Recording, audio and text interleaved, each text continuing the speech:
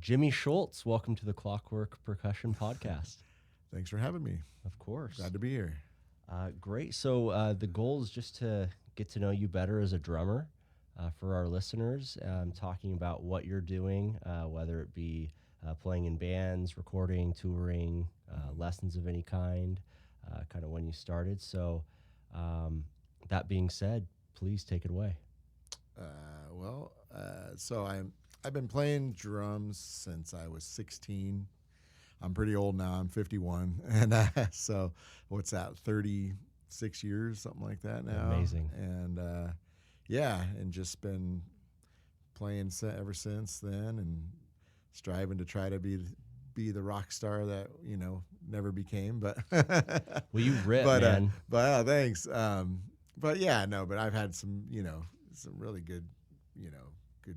It's been a good journey though, leading up to now, and very cool. And still good things are happening. So it's been awesome. It's been keeping me. Drums have kept me sane, I think, throughout my lifetime. For sure. Everyone always says, "How come you're so mellow, man?" And I'm like, maybe it's because I'm hitting. I get to hit something really hard all the time, and it just relieves that stress. When I saw you last, we played that show at the. No, actually, when I saw you last, we were at the Cynic Atheist show, which was great running into you. Yeah. But just before that, at the Tiki Bar show we played, you had just gotten a brand new kit, and I think you had mentioned that you hadn't even played it yet. Do you practice at your house, or do you practice nearby? Yeah, I actually don't have any studio that I ever get to jam at or anything. So basically, when I play drums, it's usually just playing shows, Wow. Or rehearsal if the band has rehearsal. But so if we don't have a show for a while, I'm really not playing. Then I'm just kind of at home, tapping on things, and stuff like that. But and so usually, and then rehearsal, and then, but I've been fortunate enough to play a lot of shows just because I am in a few bands that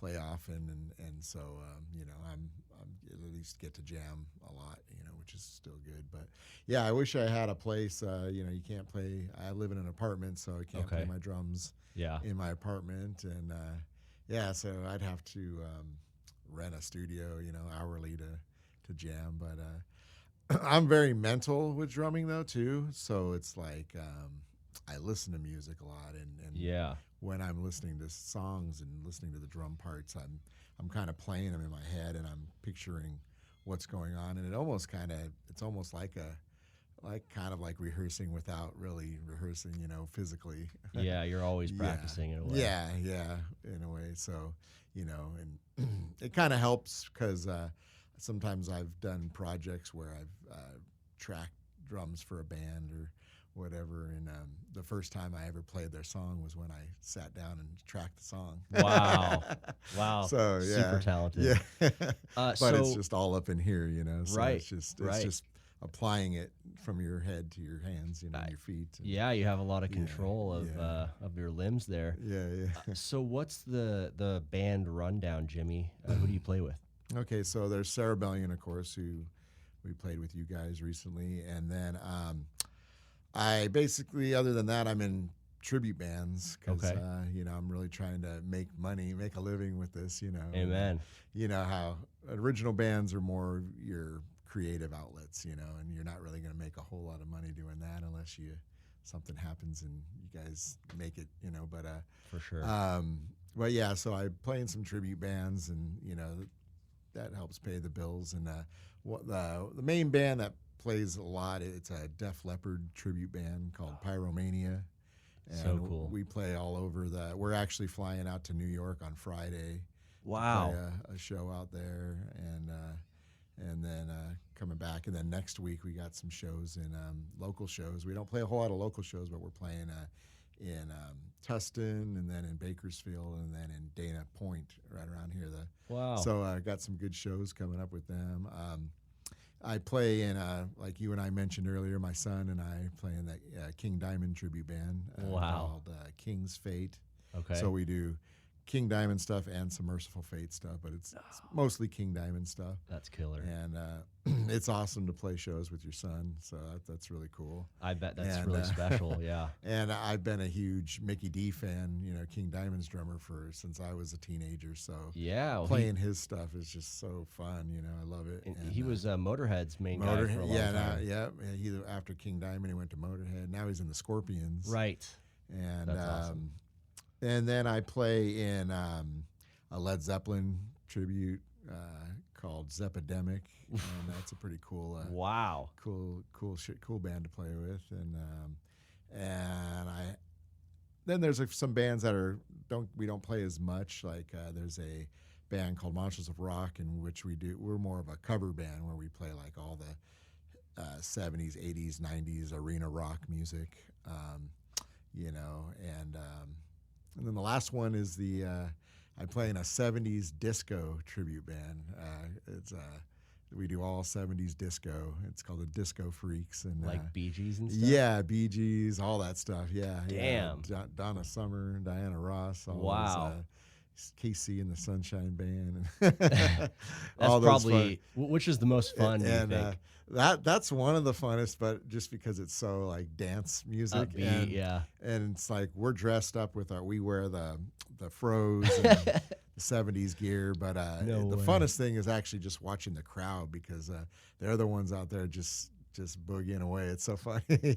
A lot of times it's older people, but it's funny seeing them party down and stuff. But you got the best seat in the house. Yeah. But I don't know. Like I said, the King Diamond band's pretty fun to play, and Cerebellion, of course, too. It's a little more challenging, so it's fun to do stuff that's a little more challenging. But but the Def Leppard band, Pyromania, all the Def Leppard songs, those are super fun to play too, because that's also more rock groove oriented, and we just play so many good shows that it's fun to play. And we're usually playing in front of pretty big crowds, so it's really fun to watch, see all these people out there, I bet. And having fun, and plus the audience, of course, for Def Leppard, it's 70% girls and maybe 20%, 30% men. So, it's never a bad thing to see, all females in the crowd almost. No kidding.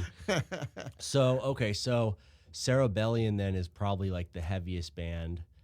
You've got your Bonham chops down. That kind of leads me to my next question. What sticks do you use? Right now, I'm if I buy them at the store, I'm using I use the Vader 5Bs. Okay. But then I also have a little bit of a endorsement thing from the Scorpion sticks, Scorpion percussions. Yeah. Because I had them do a signature stick for me. So, cool. So it's got the signature, and it's for the Pyromania band. So the Pyromania logo's on it, and Smitty. So, right? Yeah. Because everybody's always for that band wanting sticks all the time, and then they want you to sign it, and so that's it right there.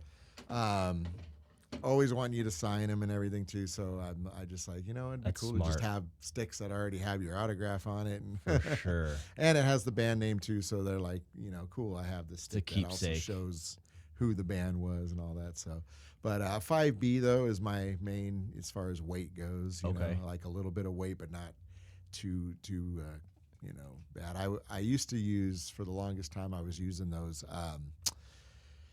The Vic Firth metal, they were called Metal N sticks. Yeah, with the nylon tip. Yeah, they had the red tip on them, yeah, I believe. And I guess what those were they were originally Tommy Lee's signature stick for them, and then he moved over to a head, right? A head sticks, yeah. And so they had these sticks, so then they just called them Metal Ends. But I ran in one day and needed to buy new sticks one day. I was on my way to a show, and I'm like, I need sticks. And on my way to the show, I went into Guitar Center, and they didn't have any of those sticks. And so I was like, I'll just grab these. And I grabbed the Vader 5Bs.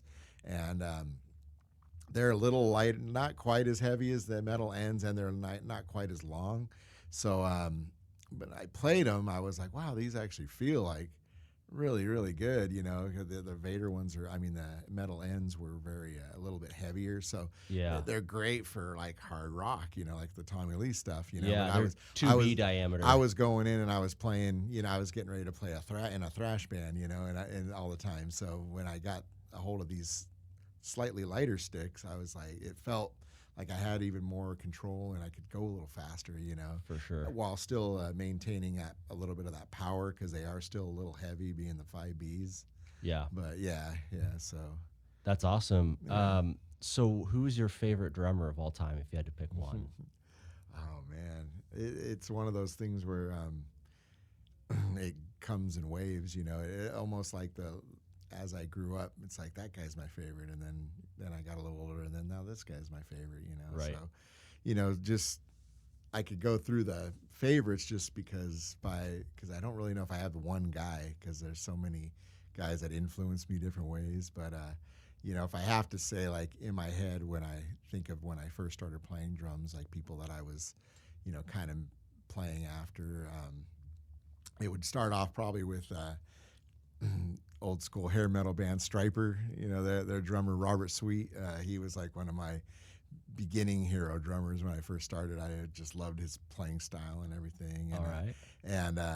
Then I got a little bit older and I started getting into the Queensryche was like my next favorite band. So then I was like, you know, oh shoot, you know, Scott Rockenfield was a awesome drummer for that time. You know, everything that's drumming was unique for that time, and you know, then it went from that to I started getting more into maybe some prog stuff, you know. So then I was starting to really like Mike Portnoy from Dream Theater and Mark Zonder from Fates Warning. You know, those were like my guys. And then I would say I started getting into when I got a little older. The Deftones came out. Then Abe Cunningham was like, "Oh, this guy just grooves so good."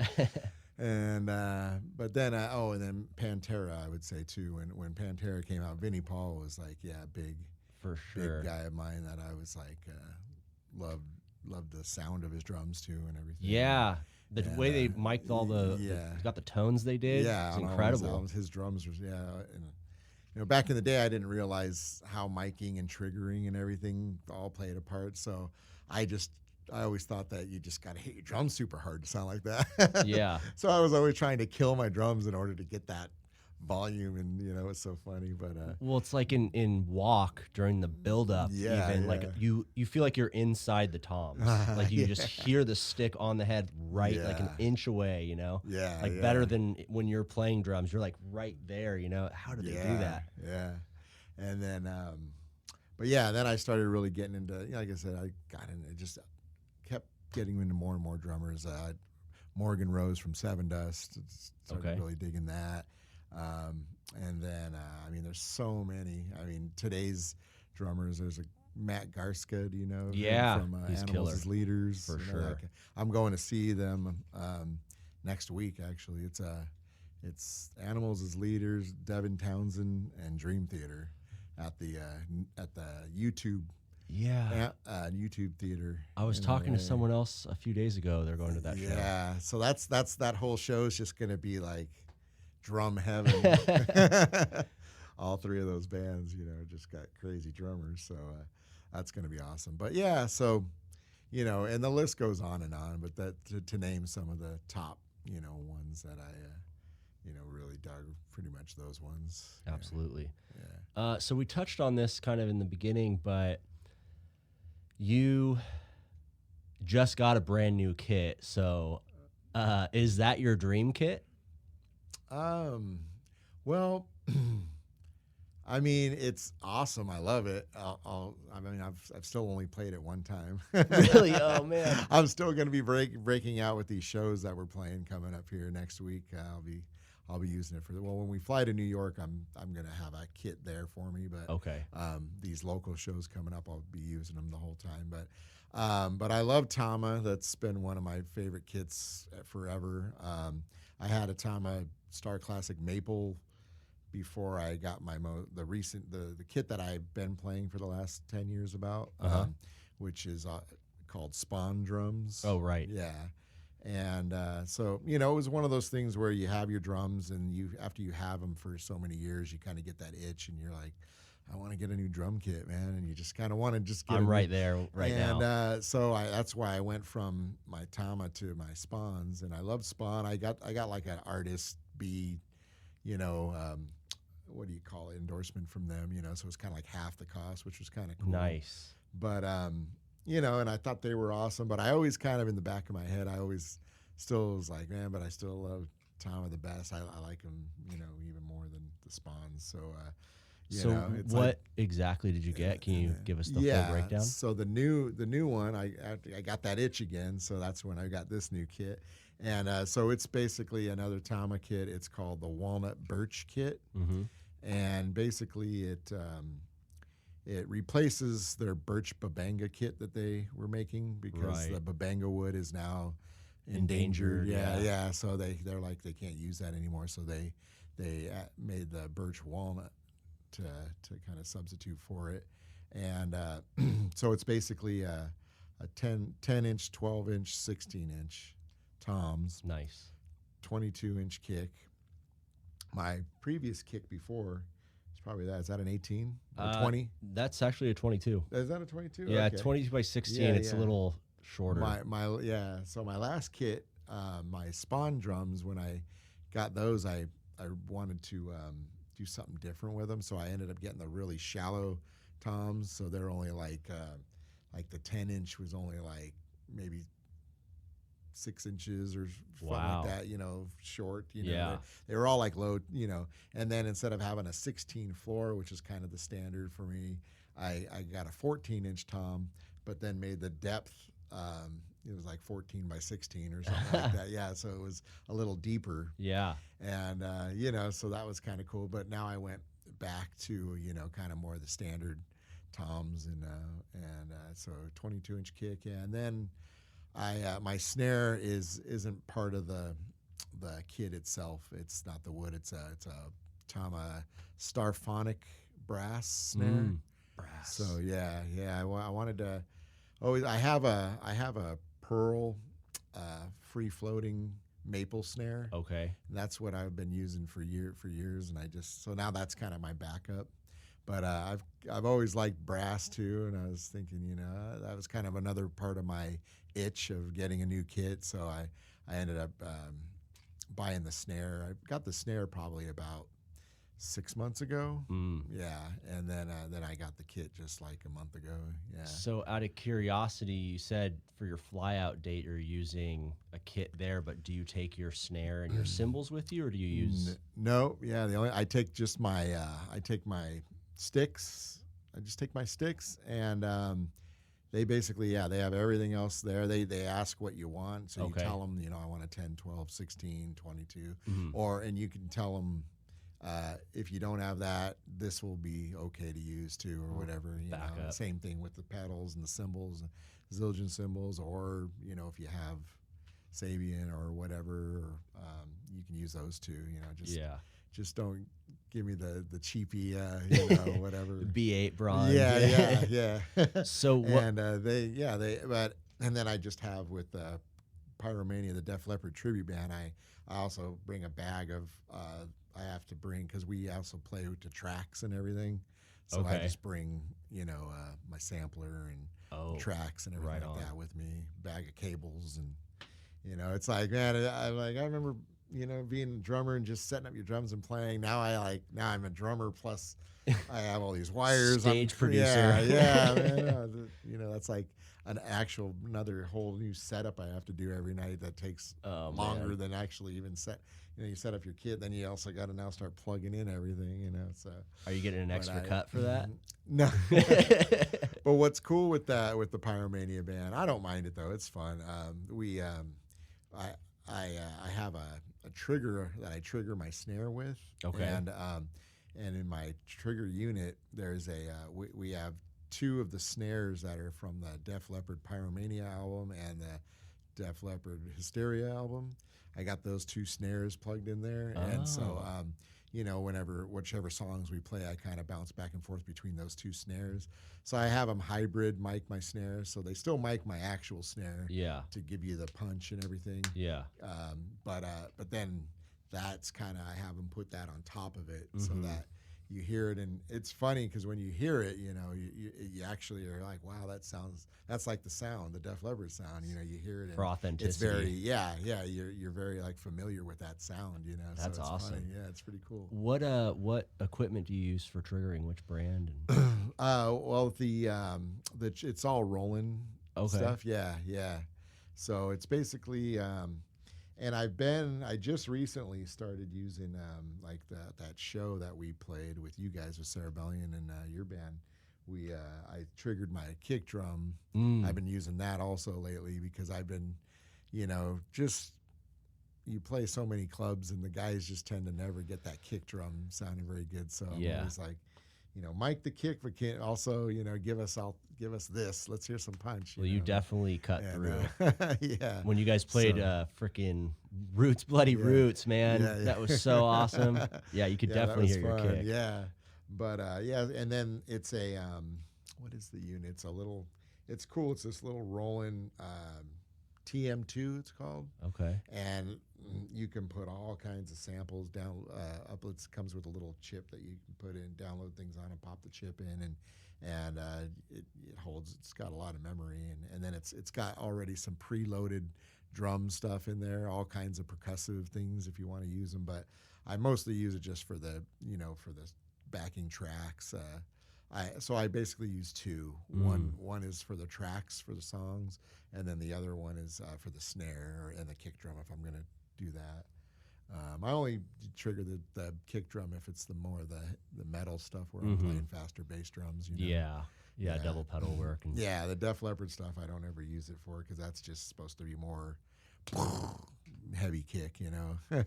Right. Yeah. So which cymbals do you prefer? Do you have a preferred brand or? Yeah, I mean, I've been using Zildjian and Sabian. Those have Okay. been my two, and I guess Sabian is basically the brother of Zildjian guy or whatever. Similar formula, Yeah, just yeah, made in so- Canada now. Yeah. So I've just, I've always loved Zildjian. I mean, I don't mind other cymbals. I mean, every brand I think has great cymbals as long as you're buying sort of their top notch Sure. thing. There's some. I've never really been a huge Peisty guy, but there's a few things that I like that I've heard a lot. There's a couple rides that I've heard that I think are pretty cool, and then there's some hi hats that I've heard that are really cool and stuff. Yeah. But yeah. So mostly a Zildjian guy. Yeah. Okay. All right. So now we're going to get into a little bit more of a philosophical tone. What has drumming meant to you? Oh man, gosh, wow, that is a pretty philosophical question. I mean,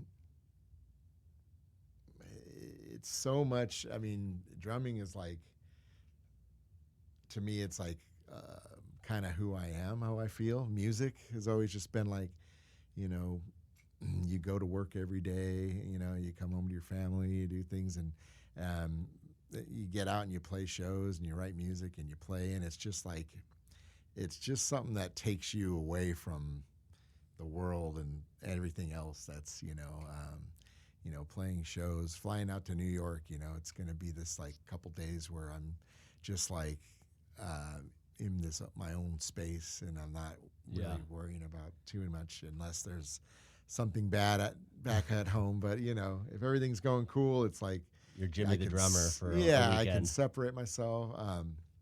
When I was in this band for a while called Sunflower Dead, a metal band, and we actually were lucky enough to start touring, and we were going on tours, and we played with bands like Hell Yeah, so I got to actually tour with Vinnie Paul, No shit. one of my biggest influences. And Wow. I'm playing shows, and every night I'd look to the left of me, and he'd be like standing off to the side of the stage watching me play too, and I'm just like, whoa. Oh, So that man. was like a crazy thing to do, and we got to do 2 tours with them, so that was awesome. And That's incredible. right before he passed away, though, we played that was the last tour with them, and he passed away like 3 months after the last time we played with him. It was weird, and but it was kind of cool because we all were saying our byes on the tour, and so I went up to him and said bye to him and stuff, and hope to see you again, and he was like, right on. And then he stopped me. He goes, hey, man, just want to let you know, I think you're a kick-ass drummer. And I was just like, and my mind just, wow. Yeah. yeah, I was like, oh, whoa, thanks, you too. But yeah, so that was awesome. But yeah, so we played with bands like Hell Yeah and In This Moment, and did some really pretty cool tours, with some decent sized bands and stuff. But just being gone for 6 weeks sometimes at a time, it's like, yeah, you're just like, you're totally in a different world, and the mindset. And so, I mean, if I didn't have all my other responsibilities and, and everything, I think, touring would be kind of like something that I was totally like, is right up my alley. Like, I can handle doing this, you know what I mean? So yeah. I just think, drumming is just like an extension of me, as far as that goes, just super fun pastime and something to just get away from everything and a little bit of stress release like we're talking about, and and just kind of be in my own little world with it. For sure. Yeah. That's amazing. I had no idea about touring with Hell Yeah. Yeah. So cool. So just before we get to the very end here, I wanted to touch back on Cerebellion a little bit. Have you been the main drummer the whole time? Because I was talking to John, and he said that you guys have been playing for like since the 2000s. Yeah. Well, they started out playing, and they did have a drummer before me, and we're still all friends with him. I'm friends with him now too. It's funny, he ended up becoming like a really big drum tech, and he's on tour with Pantera right now. He's What? Charlie Benante's drum tech right now. No kidding. But before that, he was doing Ray Luzier from Korn. He was Korn's drum tech. Wow. And stuff. So he's busy. He's a cool guy, and he's moved on to bigger and better things. But so it's awesome. But then they didn't have a drummer for a little bit. He left, and Joe had gone to one of a band that I used to be in, a band called Chiva back in the day. Okay. And he went and would just decided to go check the show out. He knew the bands a little bit. He knew our name and everything. And I think one of the other bands that were playing that night, he knew a couple of the guys. And he saw us play, and he liked my playing. And so he walked up to me afterwards, and he said, "Hey, do you know anybody who plays drums kind of like you? that's available?" And I was like, I don't know. And then I just said, well, if something comes up, I help out a lot of bands, and if a show comes up and you get an offer, don't turn it down just because you don't have a drummer. Give me a call if you want. I'll play some shows with you guys. Wow. And he was like, all right, cool. And so we exchanged numbers, and a few months down the line went by, and I got a call from him, and he's like, hey, it's Joe. And back then the band was called Project One. Okay. And he said, I think I'm going to take you up on that offer, And actually, the funny thing is, I even met the brother, John. And for those people who are listening to the podcast, the singer and the guitar player are twin brothers. So everybody gets them mixed up all the time. They're twins. I had. Yeah, okay. yeah. I knew they were brothers for sure. Yeah. They're twins. So, I met John at a Machine Head concert one night. He came up to me because I was wearing a Machine Head shirt, and he walked up to me and he goes, "Hey, man," he goes, "if you like Machine Head," he goes, "why don't you?"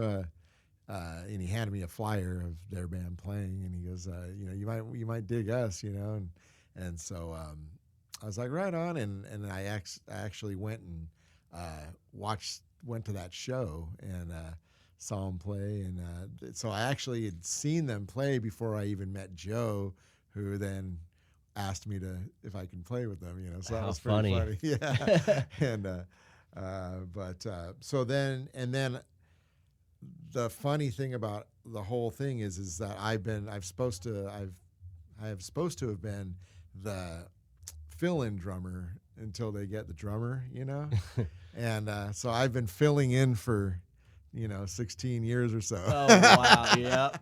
Yeah, they've never they never found a drummer, and then they just kind of just didn't look anymore without really saying like, do you want to be in the band or anything. It just was kind of like just Assumed that I was in it, and stuff, and so that's kind of funny. But we always joke about that I'm still the filling guy right now until they find a new guy. But I've been playing with them for like 16 years. So. Yeah. Well, I've seen you play, man, and if they hand you a pink slip, I'm gonna have something to say about it. Oh, thanks. Yeah. Cool. So, being a drum-focused podcast, listeners of all types, what are 1, 2, 3 tips that you would give to anyone playing drums that might help them that you've learned over the years? Okay. Well, for one thing that I would say that I didn't do personally, and I wish that I should have done personally, and so I will tell people this all the time, is to take lessons. Go try to, I don't know technical rudiments, from a teacher sitting there and practicing on a practice pad all year long. Everything has been self-taught for me. So I know that I don't play things like to the specs of what they're supposed to be played rudiment wise. But Sure. I would say, learn your rudiments, is a really important thing that I would say. But learn how to play to a click track, which is always good. I didn't start playing to a click track till probably maybe 6-7 years into my drumming, Right.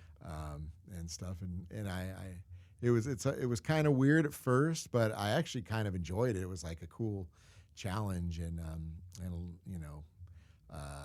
some people will say, well, yeah, but it makes you play stiff, because you're, and I always try to tell them, well, you're not supposed to just sit there and just focus on the click track. Right. It's supposed to just be a reference point. Right. And you can kind of flow in and out of that click track as long as you're still on it. And, so don't focus on just making sure that you're like right on top of that. And that's what makes people get all, Yeah. So just kind of just kind of have it there in your background to where you're hearing it, and you'll get it, but it's kind of a beginner thing. I think most people, the more you play to it, you'll get to it.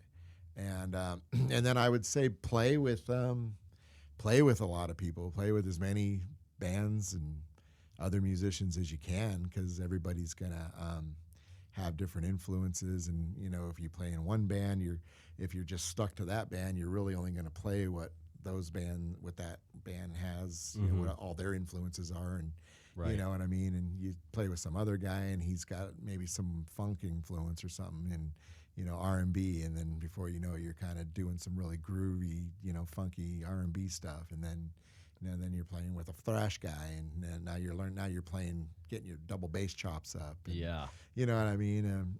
I remember back, like, when I was younger. I don't know, how old are you? I just turned 36. Okay, nice. Yeah, so I mean, you might have been in that era too when you started playing. I'm not sure, but when I was, 16 to 25, it seemed like when you were in a band, you would be that was like your band, and that was it. It was like it was your girlfriend. Yeah. And if you played with someone, the band was like, felt like you're cheating on them or something. Yeah, oh I my remember God, that. I can't believe you're playing with somebody. And I'm just like, well, our practice is tomorrow. I'm playing with them today. I'm on my time. Why do you care that I'm doing this? Like, I'm not gonna leave you guys for them. Like, don't. I'm not gonna let it ruin anything between us. I'm just, so I'd have to always assure people of that. But I think, if that's the mentality, and then I would have never went out and played with more people. And then just, I think some of the bands that I've got into, and the one band that I toured with, I think that was all from, meeting other people all the time and playing and stuff and recording and stuff. And sometimes you get the word of mouth out, and before you know it, sometimes someone's calling you, hey, so and so gave me your number, and you're like, oh, and they want to hire job. you to, yeah, can you, we need someone to track our album or play, whatever. And it's kind of like, I think, playing with a lot of people and just just getting out there and meeting other people and bands, and definitely will help you out. Yeah, So, makes for a richer experience, and before you know it, you could be touring with Hell Yeah. yeah, yeah, exactly. Very cool. Jimmy, is there anything else that you'd like to add? I think that's about it. I just want to say thanks for having me, and thanks for letting me do this with you. It's my pleasure. Welcome back anytime. Yeah. It'll be maybe one day we'll do some more jamming together, or maybe set up and play some stuff together. That'd be cool. Sounds good. Yeah, right on. But yeah, Awesome. thanks for having me. You bet.